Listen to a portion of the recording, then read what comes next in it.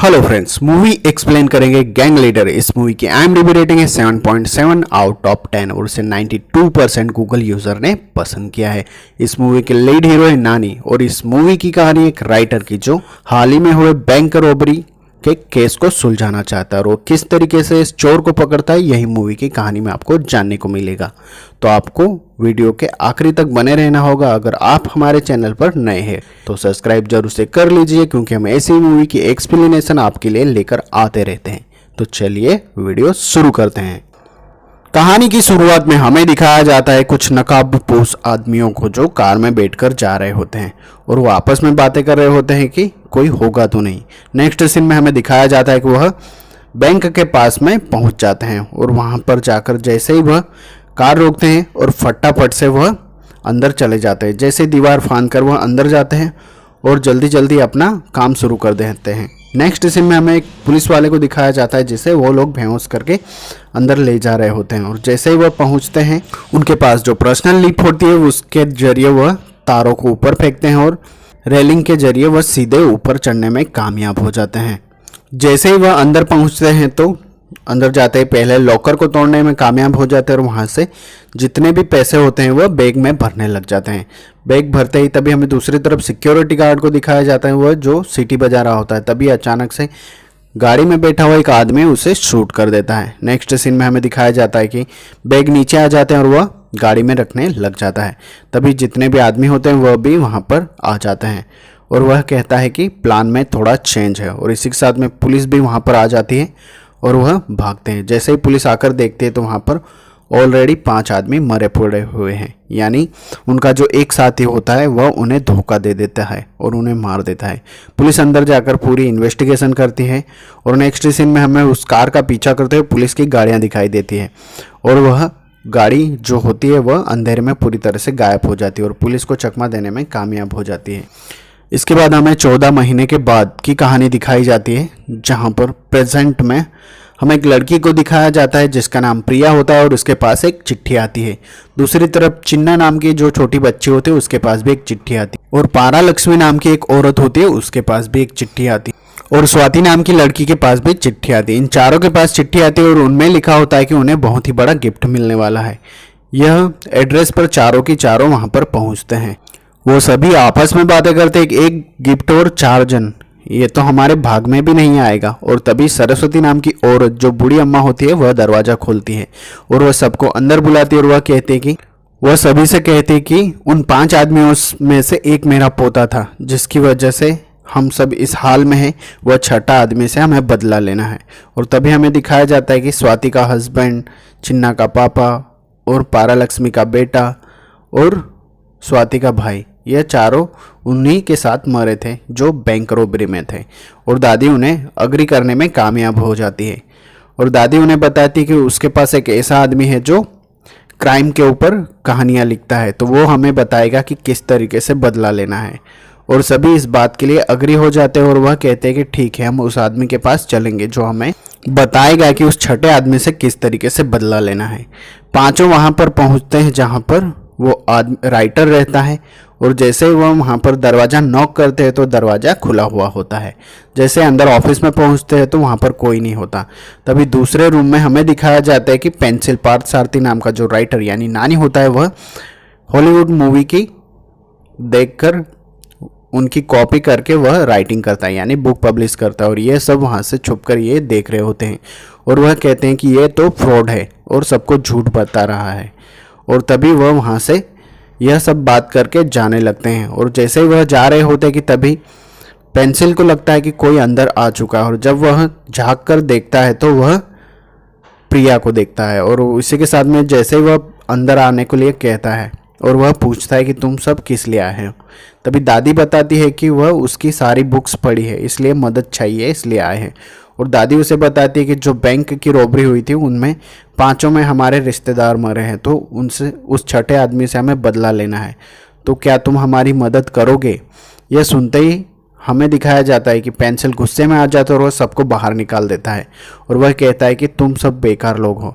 तभी वह अपने दोस्त रामकृष्णा के पास पहुंचता है जो नेक्स्ट बुक रेडी करके पब्लिश करने के लिए उसके पास जाता है और वह उसे बताता है कि आज मेरे पास 4 औरतें आई थी और एक बच्ची, जिन्होंने अभी हाल ही में वह बैंक रॉबरी में जो उनके रिलेटिव मरे थे उनसे बदला लेना चाहती है। और तभी रामकृष्णा उसे समझाता है कि ठीक है, इसी को कहानी बनाकर मैं छापूंगा और पैसे भी दूंगा, इसलिए तुम उन लोगों के साथ काम करो। यह सुनते ही वह सीधा दादी के पास पहुंचता है और वह अग्री हो जाता है। वह कहता है कि मैं ज़रूर से तुम्हारी मदद करूंगा। और इसी के साथ में सभी को वह रेडी कर लेता है और अपनी टीम बनाता है और वह गैंग लीडर बन जाता है। इसी के साथ में हमें दिखाया जाता है कि वह बताता है कि 14 माले की बिल्डिंग पर से चोरी करना इतना आसान नहीं है, उसके लिए प्रैक्टिस चाहिए। तो हमें पहले यह पता लगाना होगा कि सबसे पहले शहर में कितनी बंद पड़ी हुई 14 माले की बिल्डिंग है। और वह और प्रिया दोनों मिलकर वहाँ पर म्यूनसिपालिटी कॉरपोरेशन में पहुंच जाते हैं और वहाँ पर नकली फेक आईडी दिखाकर वहाँ पर पूरी लिस्ट वह निकलवा लेते हैं। और वह इसके बाद उन्हें पूरी लिस्ट मिल जाती है और घर आकर वह पूरी लिस्ट को चेक करने लग जाते हैं। और ये सब नानी के घर यानी पेंसिल के घर पर ही रुकते हैं और धीरे धीरे इनके साथ अच्छी बॉन्डिंग बनने लग जाते हैं। वह इस तरीके से सारे शहर की बिल्डिंग्स ढूंढते हैं और प्रिया और पेंसिल में दोनों में कॉम्बिनेशन अच्छा जमने लग जाता है और पेंसिल प्रिया से प्यार करने लग जाता है। दोनों एक दूसरे के पास आने लग जाते हैं और इस तरीके से कहानी आगे बढ़ रही होती है और उन्हें वह बिल्डिंग मिल जाती है जहाँ पर वही सब चोर्स यानी रिलेटिव्स वहाँ पर प्रैक्टिस किया करते हैं। जैसे वह वहाँ पर पहुँचते हैं तो उन्हें बहुत सारे सबूत वहाँ पर मिलते हैं और पेंसिल को वहाँ पर बैंक का लॉकर मिलता है जहाँ पर वह प्रैक्टिस किया करते थे। यह होने के बाद में उन्हें पता चलता है कि किसी भी तरह से हम उसे ढूंढ निकालेंगे। उसी बिल्डिंग के सामने HDFC बैंक का ATM होता है और वहाँ पर CCTV फुटेज मिल जाएगी करके वह बैंक में आते हैं और वहाँ पर पहले प्रिया को भेजते हैं ताकि वह उस सिक्योरिटी गार्ड को पटाकर उससे फुटेज निकलवा सके, लेकिन उन्हें पता चलता है कि वह एक गे है। इसी के साथ में हमें दिखाया जाता है कि पेंसिल उसके पास आता है और वह कहता है कि मुझे मर्दों में इंटरेस्ट है और वह पूरी तरह से इंटरेस्टेड होता है और पूरी फुटेज यानी पेंसिल को मिल जाती है। पेंसिल जब फुटेज चेक करता है तो वहाँ पर दिखाया जाता है कि एम्बुलेंस खड़ी होती है और जो उसके पास जो आदमी खड़ा होता है वह लेफ्ट हैंडेड है और वह कुछ लिख रहा होता है। यह उसे पता चलते ही वह सीधा स्वास्तिक हॉस्पिटल पहुंचता है और वहाँ पर जो दूसरा ड्राइवर होता है सुब्रमण्यम उससे बात करता है और वह बताता है कि हाल ही में कोई ड्राइवर अच्छी तरीके से बंगला गाड़ी ले चुका है और तभी वह देव का नाम बताता है और वह हमें पता चलता है कि देव इंडिया का बेस्ट राइडर यानी नंबर 1 राइडर है, जो हाल ही में 1 साल के अंदर इतना ग्रो हो चुका है कि उस एक पूरी तरह से सेलिब्रिटी है। और तभी हमें देव का इंटरव्यू दिखाया जाता है जहां पर उसके स्ट्रगलिंग लाइफ के बारे में पूछा जाता है। हमें दिखाया जाता है कि देव जो स्टार्टिंग से ही रेसिंग यानी स्पीड से बहुत ही प्यार करता है और तभी वहाँ पर वो बेड लगाते हैं कि 5 मिनट के अंदर वह शराब लेकर आ जाएगा और वह बेड जीत जाता है। नेक्स्ट सीन में हमें उसकी फैमिली को दिखाया जाता है और उसके जो पिताजी होता है वह इंश्योरेंस करवा रखते हो खुद की लाइफ का। वह खुद ही अपने बाप को मारकर उसके जो 1 लाख रुपए इंश्योरेंस के मिलते हैं उससे वह बाइक खरीद लेता है और दुनिया के सामने वह रोने का नाटक करता है कि वह अपने पिताजी को खो दिया। तभी उसका दोस्त उसे एम्बुलेंस में जॉब दिलवा देता है यानी हॉस्पिटल में जॉब दिलवा देता है एम्बुलेंस चलाने के लिए, क्योंकि उसमें कोई भी रेस में स्पीड कम नहीं होती। और इसी तरीके से वह धीरे धीरे आगे बढ़ रहा होता है और तभी वही 5 लोग उसके पास आते हैं और वह कहते हैं कि हम बैंक में 300 करोड़ रुपए चोरी करने वाले हो तो तुम हमारे राइडर बनोगे, और वह हाँ कर देता है। और इसी के साथ में हमें नानी को और उसके इंटरव्यू में दिखाया जाता है जहाँ पर नानी उसके पास यानी पेंसिल पहुँचता है और वह कहता है कि सर ऑटोग्राफ, और तभी वह उल्टे हाथ से ऑटोग्राफ लिख देता है और उन्हें पता चल जाता है कि यह वही आदमी है। नेक्स्ट सीन में पूरी प्लानिंग बिठाई जाती है और हमें देव को दिखाया जाता है जो 8 दिनों के लिए यूरोप टूर पर चला जाता है अपने एड शूट करने के लिए। दूसरी तरफ हमें चिन्ना का बर्थडे दिखाया जाता है और वो हॉस्पिटल में उसे दिखाते हैं और वह पूछते हैं कि यह बोल क्यों नहीं सकती।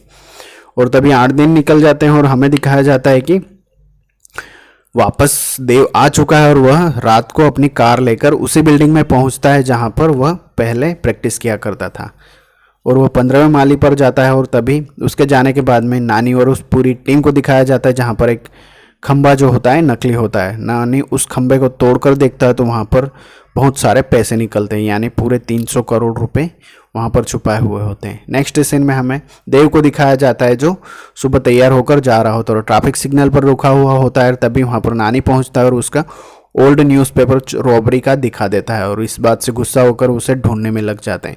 नेक्स्ट सीन में हमें 8 जो उसका लॉन्च होने वाला था वहाँ दिखाया जाता है, और नानी जाकर उस वीडियो फुटेज में कुछ चेंजेस कर देता है, और जैसे वो वीडियो फुटेज उसका एड शुरू होने वाला था वहाँ पर वही वीडियो रिकॉर्डिंग चालू हो जाती है जिसमें वह चोरी के लिए प्रैक्टिस किया करते थे।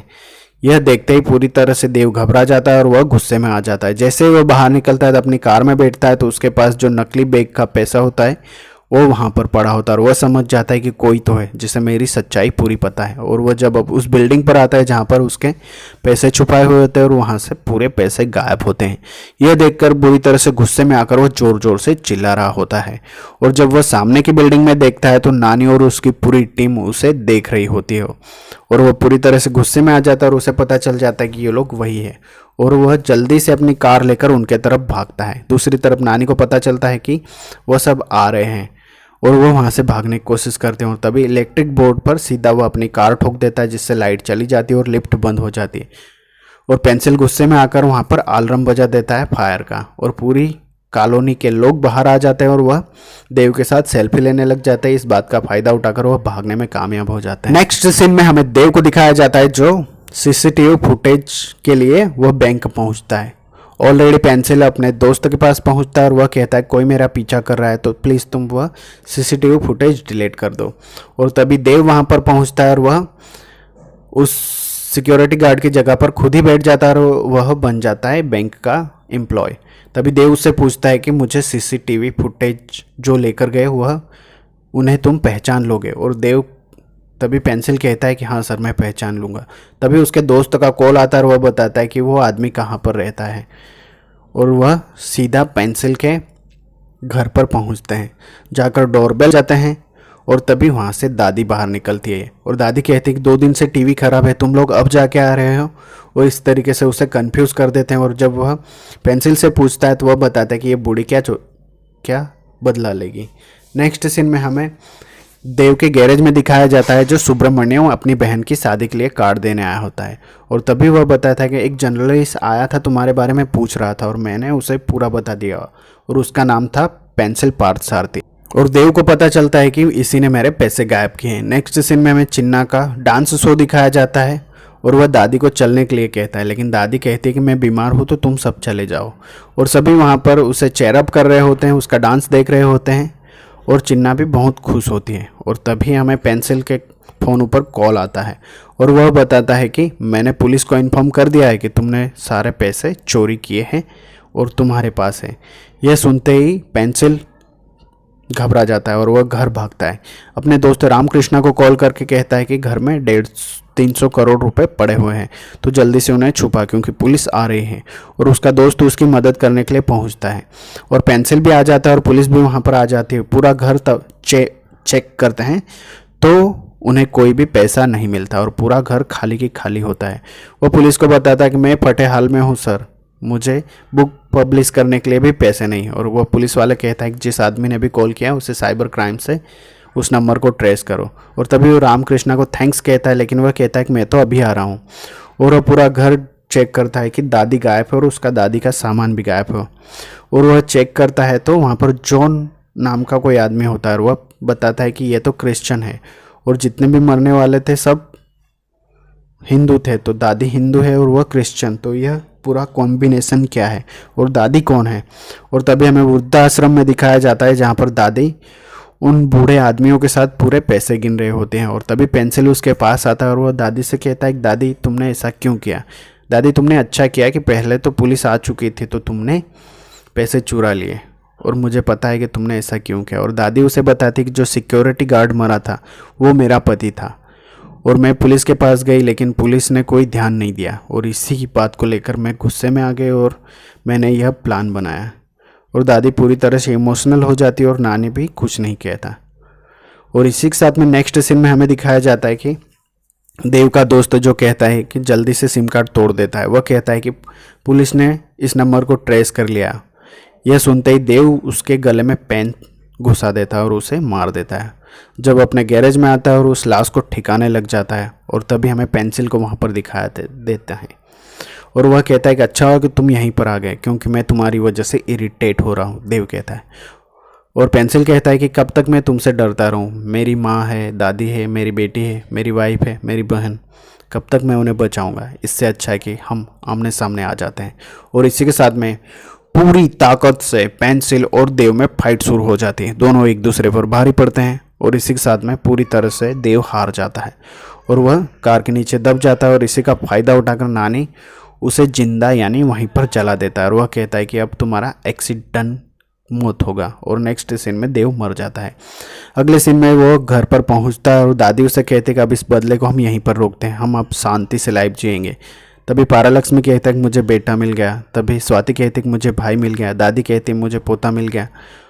यह सब कह रहे होते और तभी चिन्ना जोर से चिल्ला रहे होते और वह कहते कि जिस आदमी ने मेरे पापा को मारा वह मर गया है। और ये इस बात से उसकी आवाज़ वापस आ जाती है और पूरी फैमिली एक हो जाती है। और प्रिया भी नानी यानी पेंसिल को गले लगाकर आई लव यू कह ही देते हैं। आखिर दोनों एक साथ हो जाते हैं।